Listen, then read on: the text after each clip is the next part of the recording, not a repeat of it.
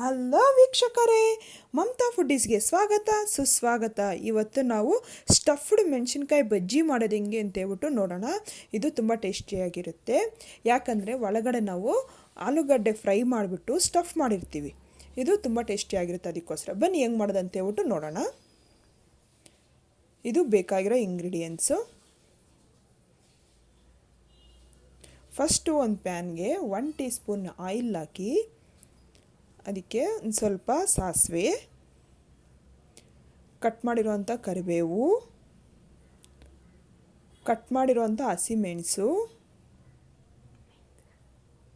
ಜೀರಿಗೆ ಒಂದು ಸ್ವಲ್ಪ,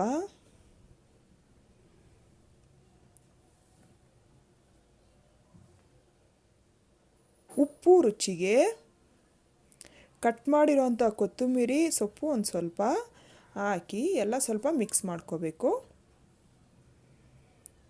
ಈಗ ಇದಕ್ಕೆ ಒಂಚೂರು ಅರಿಶಿನ,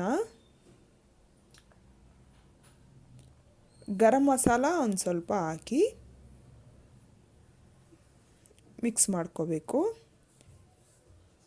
ಈಗ ತುರಿದಿರೋ ಅಂಥ ಆಲೂಗಡ್ಡೆನ ಒಂದು 200 ಆಲೂಗಡ್ಡೆನ ಈ ಥರ ಮಾಡ್ಕೊಂಡಿದ್ದೀನಿ. ಇದನ್ನು ಮಿಕ್ಸ್ ಮಾಡಿ ಫ್ರೈ ಮಾಡಿಕೊಂಡು ಒಂದು ಬೌಲ್ಗೆ ಶಿಫ್ಟ್ ಮಾಡ್ಕೋಬೇಕು.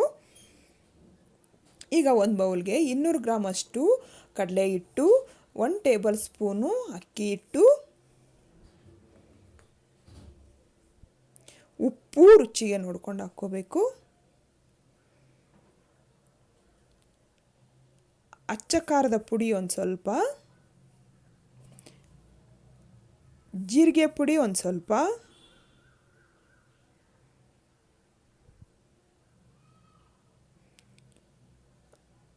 ಎಲ್ಲ ಚೆನ್ನಾಗಿ ಮಿಕ್ಸ್ ಮಾಡ್ಕೋಬೇಕು. ಈಗ ಇದನ್ನು ನೀರು ನೋಡಿಕೊಂಡು ನಾವು ಹಾಕ್ಕೋಬೇಕು. ಇದಕ್ಕೆ ತುಂಬ ಗಟ್ಟಿನೂ ಇರಬಾರ್ದು, ತುಂಬ ನೀರಾಗೂ ಇರಬಾರ್ದು. ನಾವು ನೋಡಿಕೊಂಡು ಮಿಕ್ಸ್ ಮಾಡ್ಕೋಬೇಕು. ಇದು ಅಂದರೆ ದೋಸೆ ಹಿಟ್ಟು ಅದಕ್ಕೆ ಬರಬೇಕು ನೋಡಿ. ಈ ಥರ ಒಂಚೂರು ಅಡುಗೆ ಸೋಡಾ ಹಾಕ್ಕೋಬೇಕು. ಇದು ಆಪ್ಷನಲ್ಲು. ಹಾಕಿ ಎಲ್ಲ ಚೆನ್ನಾಗಿ ಮಿಕ್ಸ್ ಮಾಡಿಕೊಂಡು ನೋಡಿ, ನಾವು ಈ ಥರ ಎತ್ತಿದ್ರೆ ತಕ್ಷಣಕ್ಕೆ ಈ ಥರ ನಿಧಾನಕ್ಕೆ ಬೀಳಬೇಕು. ಈ ಥರ ಇರೋ ಥರ ನೋಡ್ಕೋಬೇಕು ನಾವು. ಈಗ ಮೆಣಸಿನ್ಕಾಯಿನ ಅರ್ಧಕ್ಕೆ ಕಟ್ ಮಾಡಿಕೊಂಡು ಅದರಲ್ಲಿರೋ ಅಂಥ ಬೀಜ ಎಲ್ಲ ತೆಗೆದುಬಿಡಬೇಕು. ತುಂಬ ಸ್ಪೈಸಿ ಬೇಕು ಅನ್ನೋರು ಬೀಜ ಇರಲಿ. ಇವಾಗ ಅದನ್ನು ನಾವು ಆಲೂಗಡ್ಡೆ ಫ್ರೈ ಮಾಡ್ಕೊಂಡಿದ್ದೀವಲ್ವ, ಆ ಫ್ರೈನ ಇದರಲ್ಲಿ ಸ್ಟಫ್ ಮಾಡಬೇಕು. ನೀಟಾಗಿ ಎಲ್ಲ ತುಂಬಿಸ್ಕೋಬೇಕು ನಾವು ನೋಡಿ. ಈ ಥರ ತುಂಬಿಸಿ ಒಂದು ಸೈಡ್ಗೆ ಇಟ್ಕೋಬೇಕು. ಎಲ್ಲ ಮೆಣಸಿನ್ಕಾಯಿನ ಇದೇ ಥರನೇ ನಾವು ರೆಡಿ ಮಾಡ್ಕೋಬೇಕು ನೋಡಿ. ನಾನೆಲ್ಲ ರೆಡಿ ಮಾಡಿ ಇಟ್ಕೊಂಡಿದ್ದೀನಲ್ಲ. ಈಗ ಕಡಲೆ ಹಿಟ್ಟನ್ನ ಅದರಲ್ಲಿ ಡಿಪ್ ಮಾಡ್ಕೋಬೇಕು ನೀಟಾಗಿ. ಎಣ್ಣೆಯಲ್ಲಿ ಹಾಕ್ಬಿಟ್ಟು ಡೀಪ್ ಫ್ರೈ ಮಾಡ್ಕೋಬೇಕು.